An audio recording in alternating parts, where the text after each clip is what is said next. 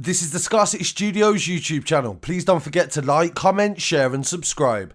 And our sponsors are Alpha Claims and Hire Birmingham, the leading and best accident management company. Get a replacement car anywhere in 1 hour. A lot of crimes on the street recur around 4 things: money, power, girls and drugs.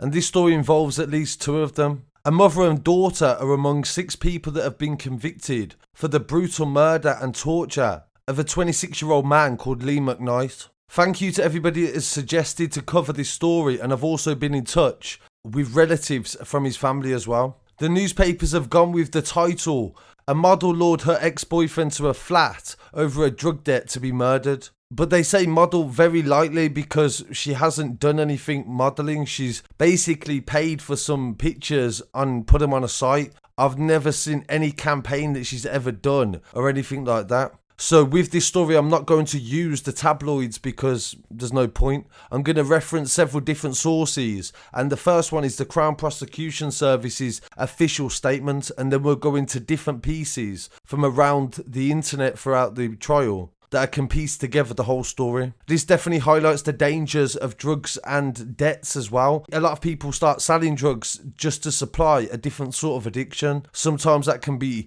alcohol, cannabis, cocaine, anything like that, where they're selling hard drugs like heroin and cocaine. In areas like Carlisle, they would be more commonly known as county line sort of areas, but of course these areas are supplied by people from the outside, and some of the effects that can occur are represented in this story. Lee Mcknight owed money to a notorious drug dealer in the area. Police said that his drug line was worth £500,000 and that Lee had ran up quite a significant debt, and the drug dealer Jamie Davison wanted to get revenge and also the money. They still haven't released any images of anyone convicted. I'm assuming they're going to do that when they're sentenced. But at the same time, it's quite unusual for no mugshots to have been available. I found the mother and daughter's picture from Facebook and social media.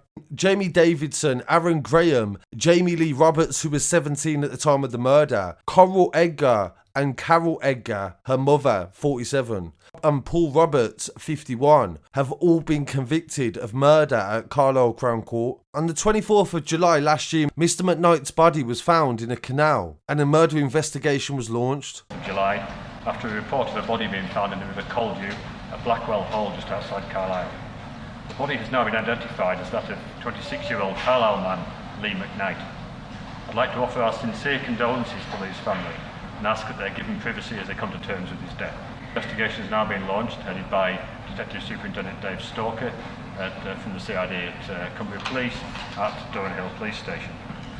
1 man aged 25 and 4 women aged 25, 40, 46, 47, all from the Carlisle area, have been arrested on suspicion of murder and remain in police custody.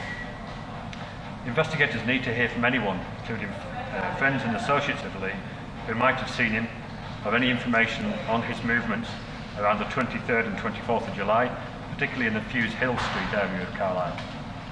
Anyone who saw anything suspicious in the Blackwell Hall area during this time should also make contact with the police instantly.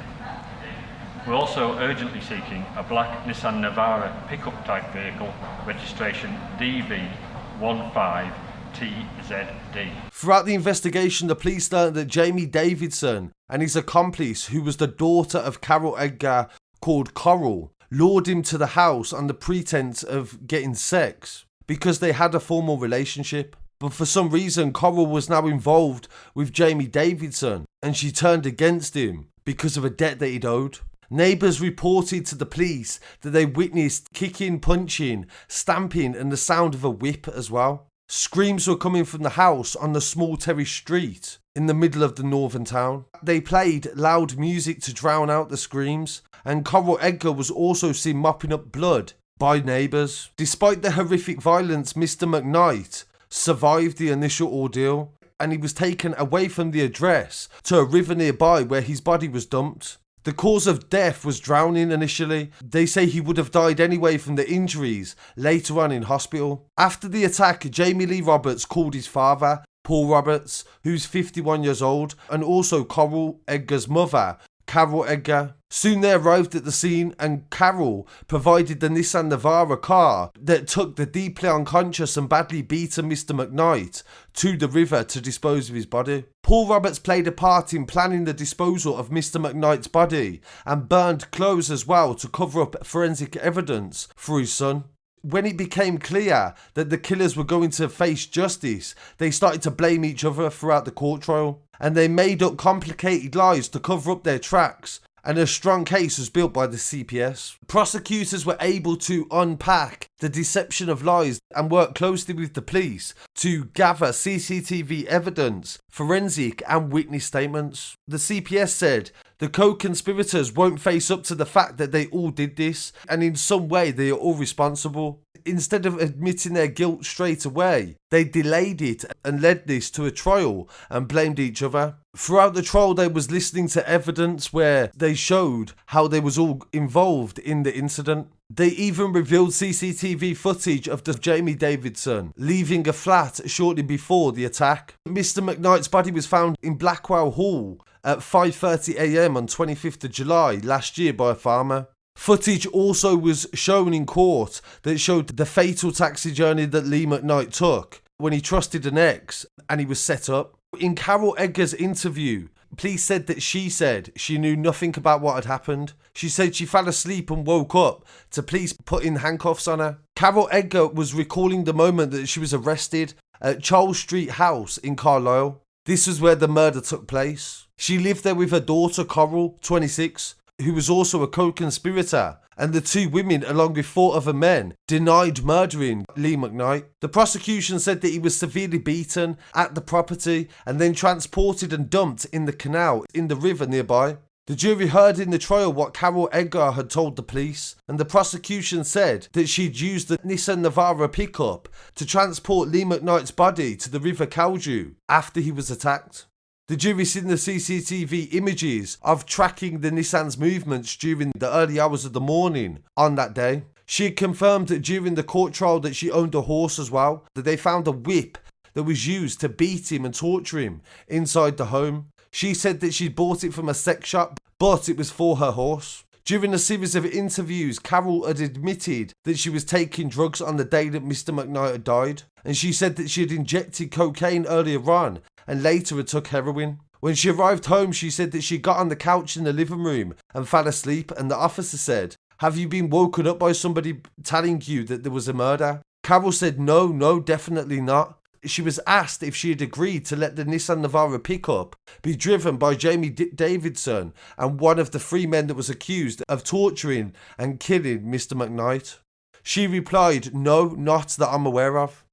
They later go on to ask her if she drove the car anywhere and disposed of the body. They asked her, "Have you lent it to anybody?" And she said, "No, definitely not." She told police that Lee McKnight was a cocaine dealer, and when she was asked about how she felt when he died, she said that he was sad and he seemed like an alright lad. He was very paranoid and he owed people money, but he was very covert and fast. Jamie Roberts' dad, Paul Roberts, burned his son's clothes in the canalway nearby.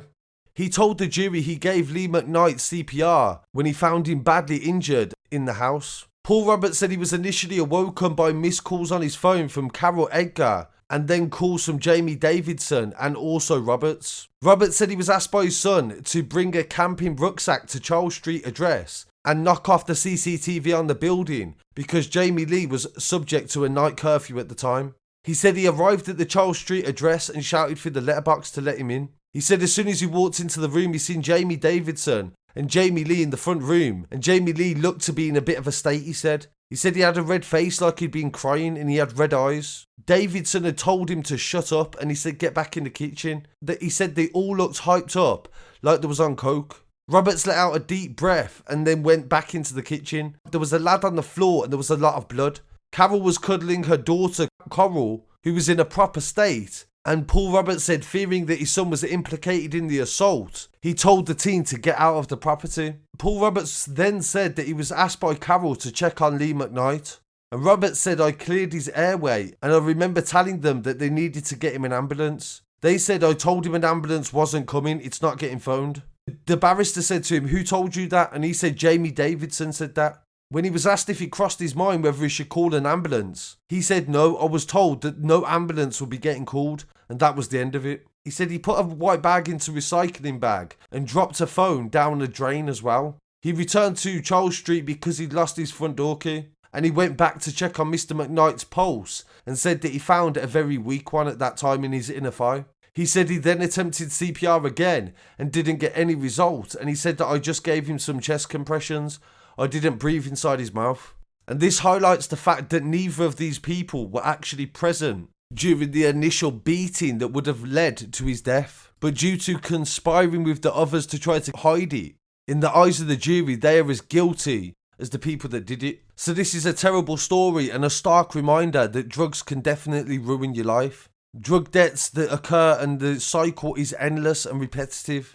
And anybody can find themselves in this situation. So just make sure you do everything you can to keep on the straight and narrow and stay focused on what you want to accomplish in life. So rest in peace to Lee McKnight and my condolences to his family. And I'll be back again very shortly with some more news. Peace.